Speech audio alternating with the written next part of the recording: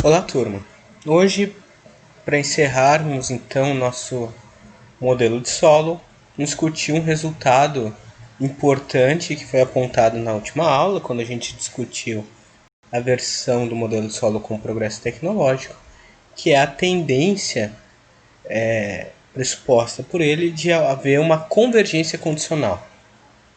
Isto é, a possibilidade de as rendas per capita e as taxas de crescimento dos países convergirem de modo aos países mais pobres se aproximarem dos países mais ricos, né, realizando o que foi discutido na aula passada, o fenômeno do catching up.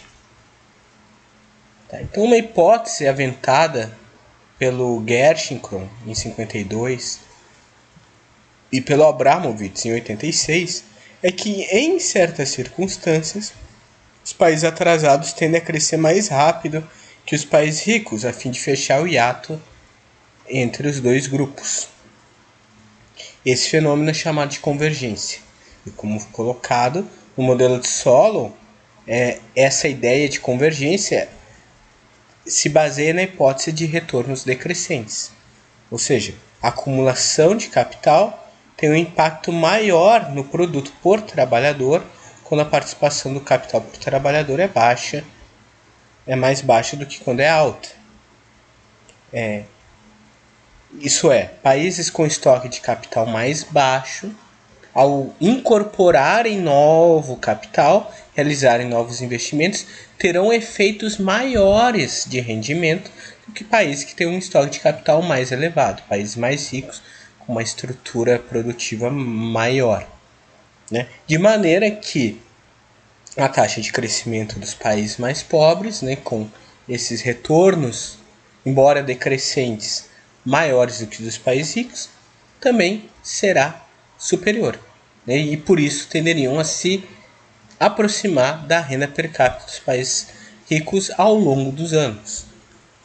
Essa ideia do solo é reforçada pelos pressupostos dele da teoria neoclássica, da ideia de concorrência perfeita e de livre mobilidade de fatores de produção, né, internacional em um mundo livre de risco. Então, pressupondo um mundo em que há concorrência perfeita, em que não há barreiras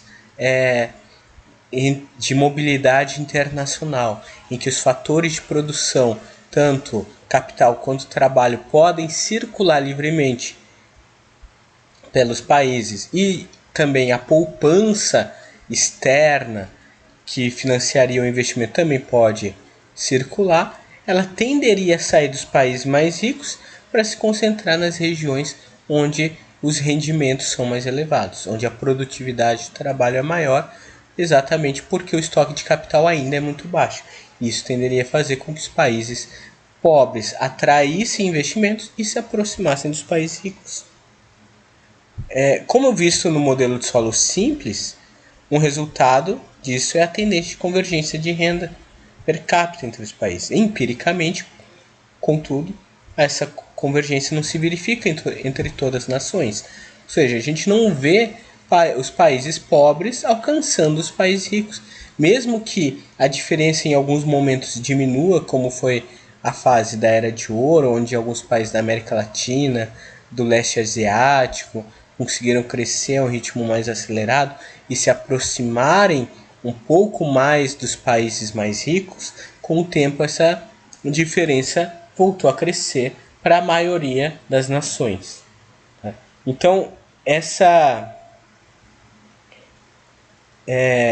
convergência ela acaba se verificando apenas entre as nações ricas, ou seja, as nações ricas acabam convergindo sua renda per capita, enquanto que as nações pobres acabam ficando para trás, empiricamente falando, a despeito do que pressupõe o modelo. Então a divergência inicialmente entre elas pode ser dada pelo estoque de tecnologia, mas se o modelo assume que esse é um bem livre, com o tempo a divergência deveria desaparecer. Sem embargo, não é isso que se verifica. Isso é, se existisse livre mobilidade de fatores de fatores de produção, se a tecnologia fosse de fato um bem livre, em que todo mundo pudesse acessá-la livremente, adotá-la também livremente, sem necessidade de uma trajetória a priori de conhecimento científico, conhecimento tecnológico, práticas produtivas e infraestrutura, e para replicar essa tecnologia, o que aconteceria seria o fenômeno da convergência, ou seja, essa tecnologia acabaria se deslocando dos países ricos para os pobres e a convergência se daria entre todas as nações e não somente entre as nações ricas. Mas, de fato, né, e como o Abramovich vai observar lá em 86, isso não ocorre. Né? E a questão que se coloca é por quê? Por que não ocorreria? E existem várias explicações, várias condicionantes que tentam trazer luz a essa questão. O primeiro ponto são as condições iniciais, ou seja, o estoque de capital, o nível de poupança, a quantidade de trabalhadores, a taxa de crescimento da população seriam fatores que poderiam explicar essa não convergência. O segundo ponto, mas elas por si só não são suficientes. Né? Então tem outras hipóteses. A primeira delas seria a geografia física, né? Onde países que têm uma geografia física muito desenvolvida, né, muitos recursos naturais, podem se beneficiar deles para enriquecer e por isso não são alcançados. Mas ao mesmo tempo, esse tipo de situação pode fazer com que essa quantidade grande de recursos naturais, em vez de ser uma bênção, seja uma maldição, que é chamado de doença holandesa. Ou seja, o país fica dependente da exportação de um único bem. Esse bem, por sua vez, ele acaba desestimulando a produção de outros setores, né, atraindo muita moeda internacional, encarecendo o câmbio nacional e fazendo com que o país ele acabe se tornando deficitário na balança de pagamentos dele ao longo do tempo, né, e desestimulando ao surgimento de indústria, né, dentro do país, ou pelo menos sua diversificação.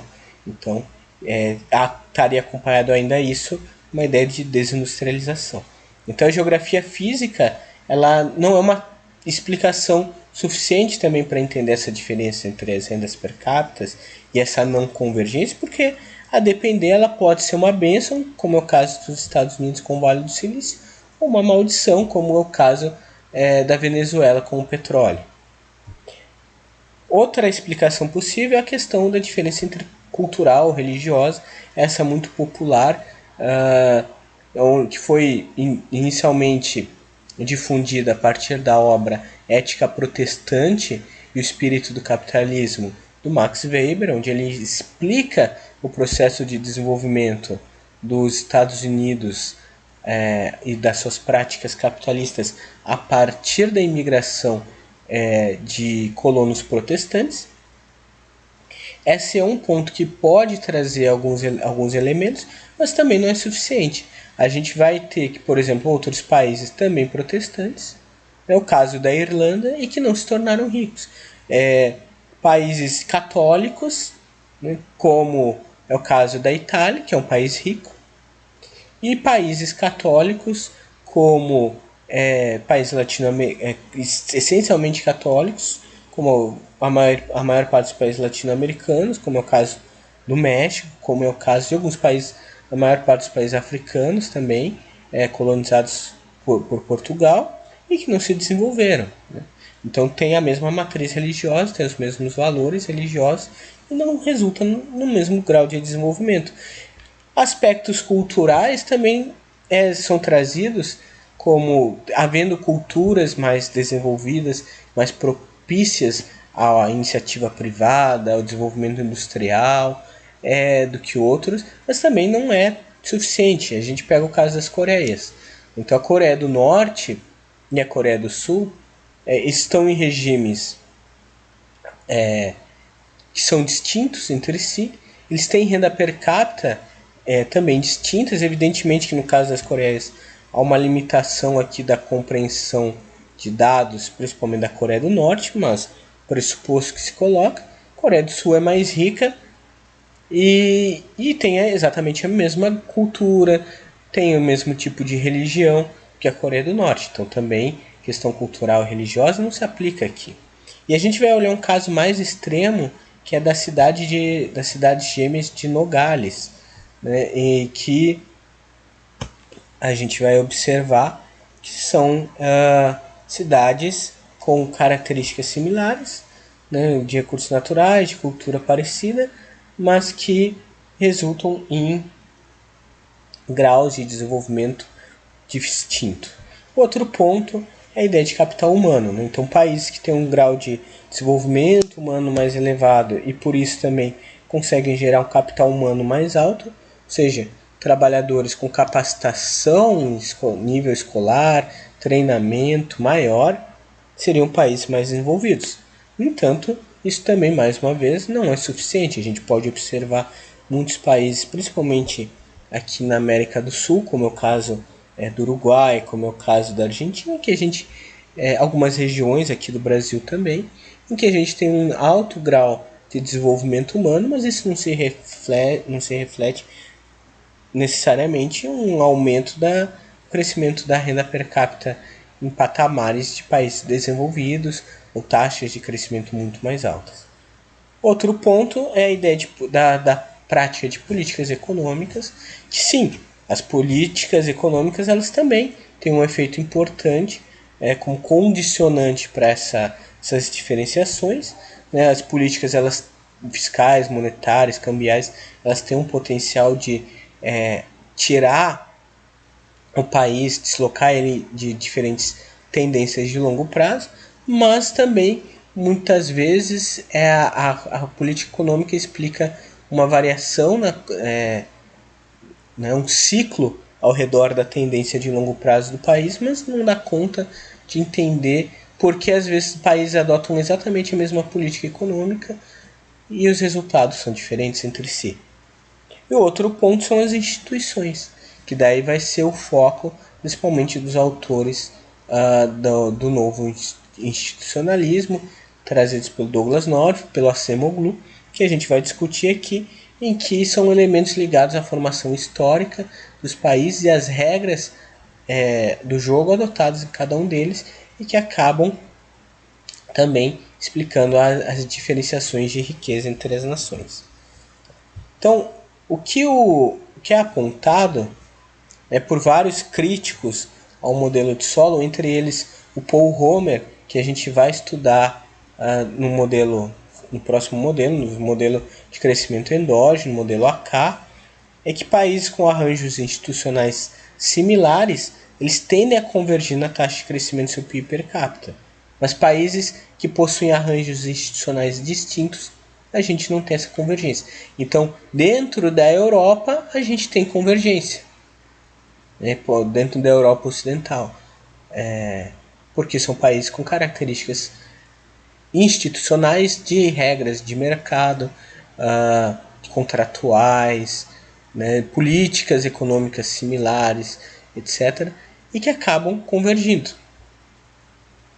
Né, isso é típico do caso da União Europeia. Agora, vejam bem que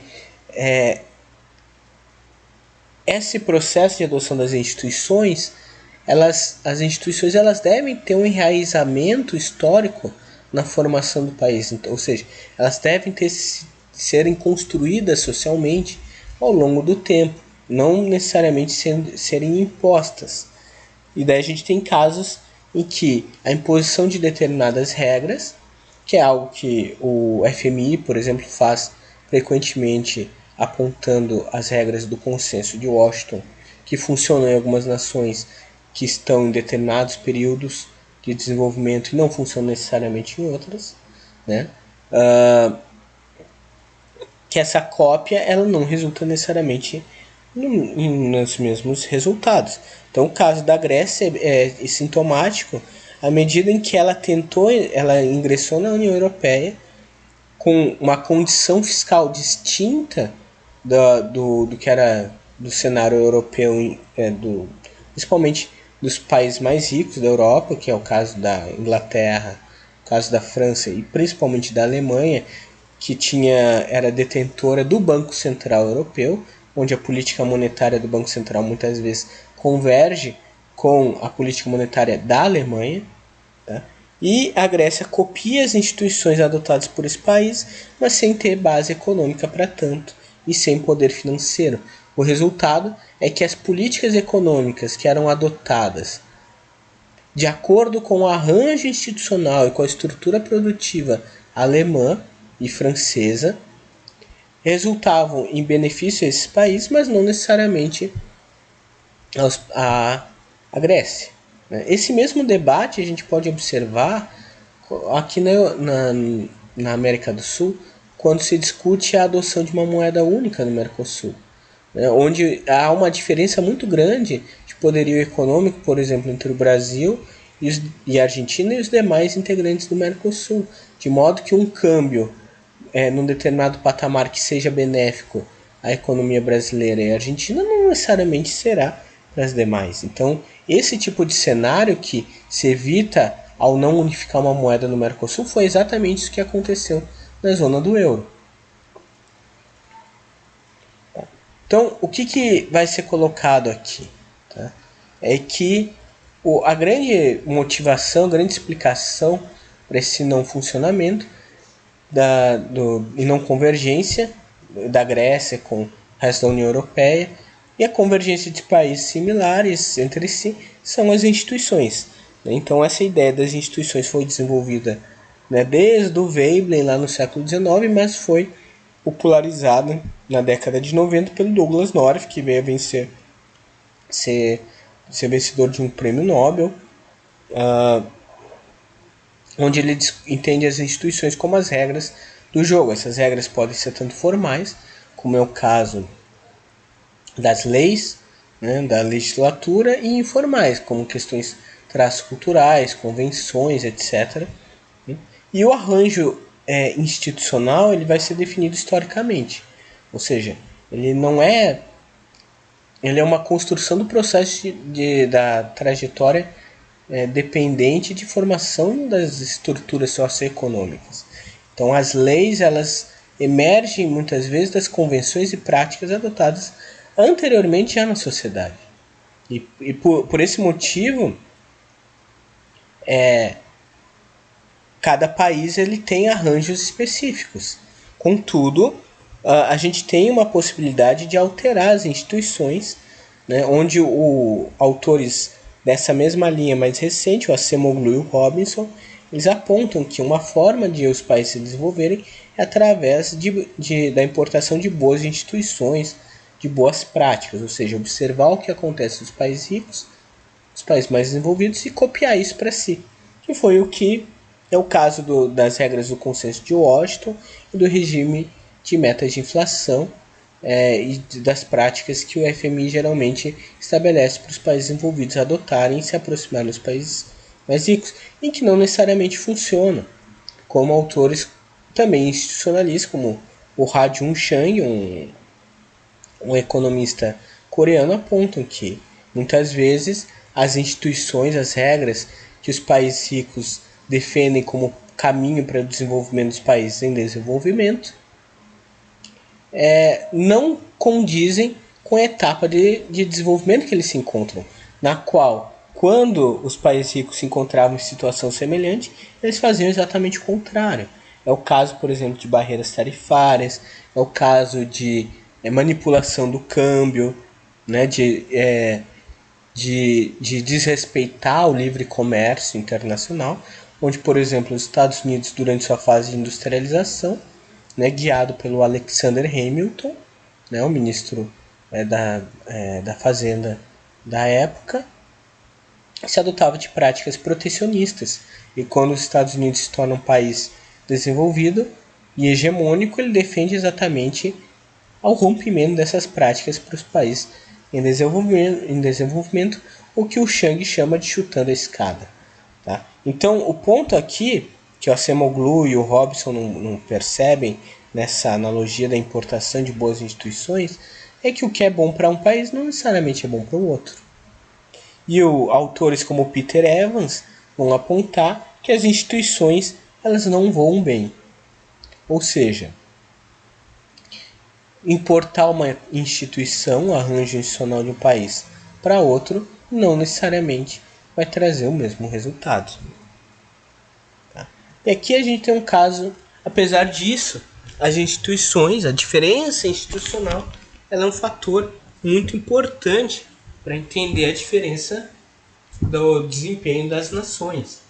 E um caso típico apontado lá pelo próprio Acemoglu e Robinson na sua obra Por que as Nações Fracassam, né, que busca entender a diferença da riqueza e da pobreza das nações, essas são as cidades gêmeas de Nogales. Né? Então, uma no norte do México, a outra na cidade do Arizona, no estado do Arizona, nos Estados Unidos, em que a Nogales americana ela tem uma renda per capita e um grau de desenvolvimento mais elevado do que a Nogales mexicana. É curioso que essas duas cidades gêmeas elas possuem o mesmo povo, mesma cultura, mesma religião, mesmos recursos naturais, capital humano parecido, mas os resultados do desempenho econômico são distintos. Né? E o que explica isso? O Acemoglu e o Robinson, na sua obra, vão apontar que são as instituições. Que as instituições da Nogales do Arizona são mais propícias à iniciativa privada e ao investimento privado e desenvolvimento produtivo do que a Nogales mexicana. Ou seja, na Nogales mexicana se adotariam o que eles chamam de instituições extrativistas, ou seja, instituições que visam mais o rentismo, que têm características maiores de exploração do trabalho, enquanto que as instituições adotadas na Nogales americana seriam instituições mais inclusivas e mais democráticas, né, mais estimulantes à iniciativa privada e por isso teriam um resultado melhor. Tá? Agora, é importante destacar, né, que apesar dessa explicação em certa medida ser factível com a realidade, ela não dá conta do todo à medida que ela omite um ponto importante. Esse ponto trazido é de que,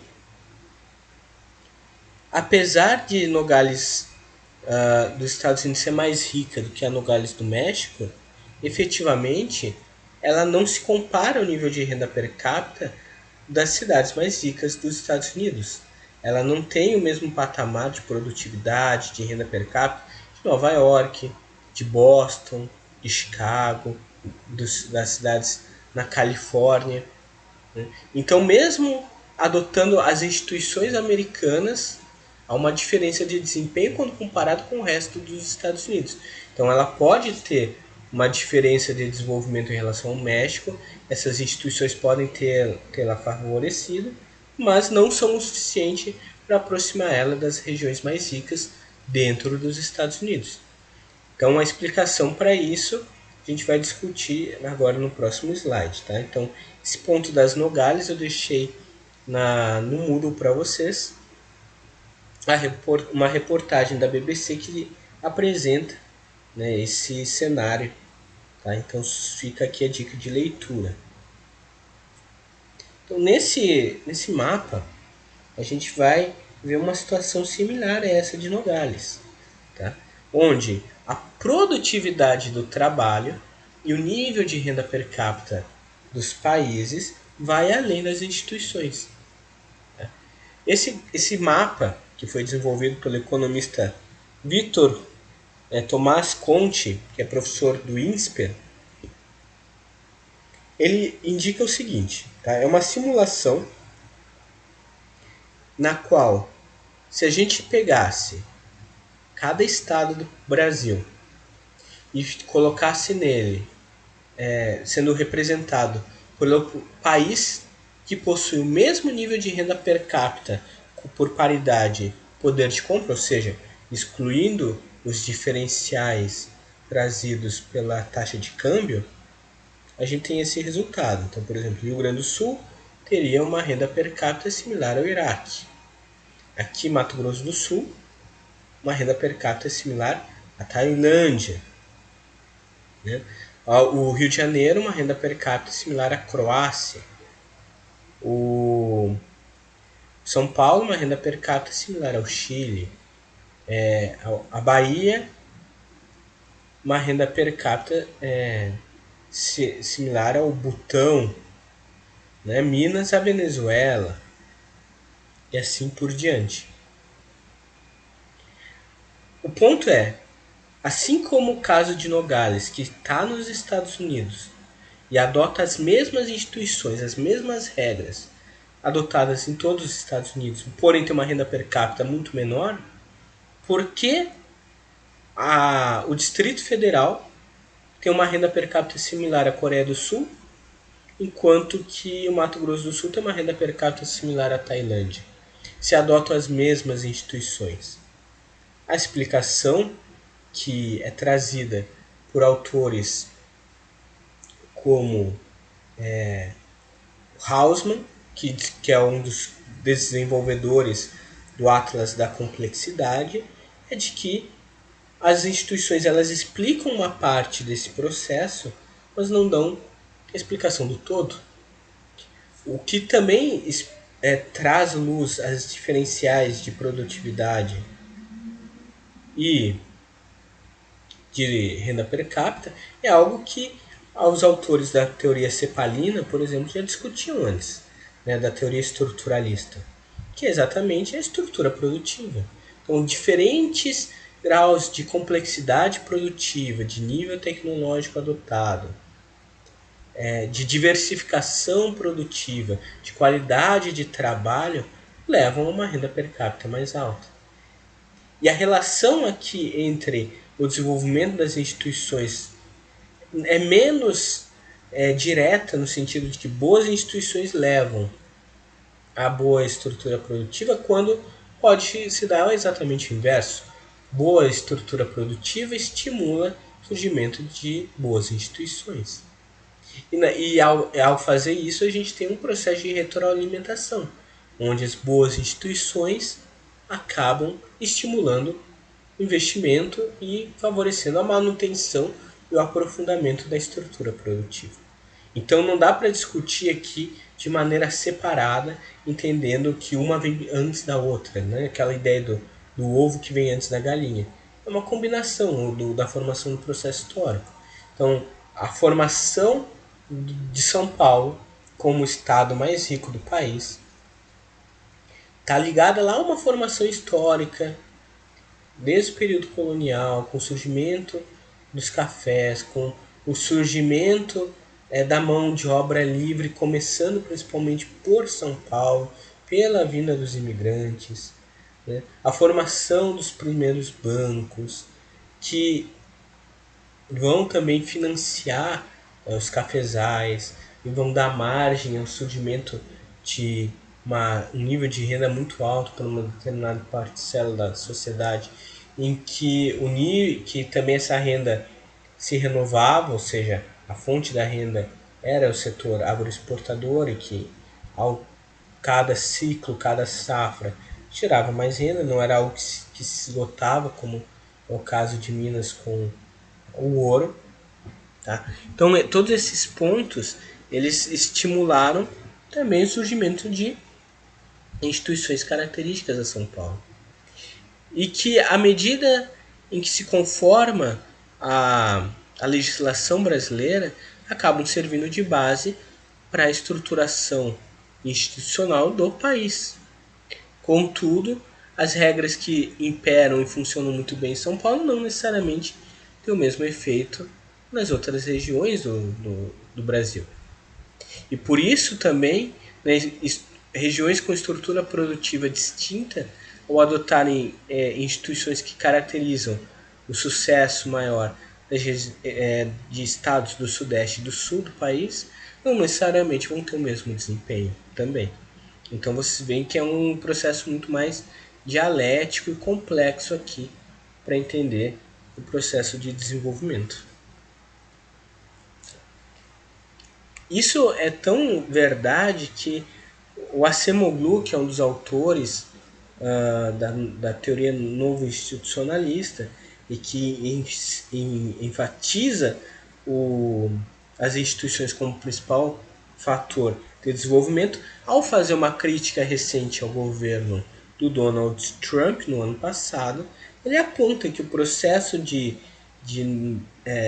desaceleração do crescimento norte-americano não se dava necessariamente apenas pelas instituições ou apenas pela questão do conflito comercial com a China, mas a falta de bons empregos. Então, para o Acemoglu, o governo ele deve praticar políticas que estimulem o surgimento de bons empregos, com boa renda, boas condições de trabalho e onde o empregador não tem excesso de poder. E para eles há 3 pilares dos bons empregos. O primeiro é a tecnologia.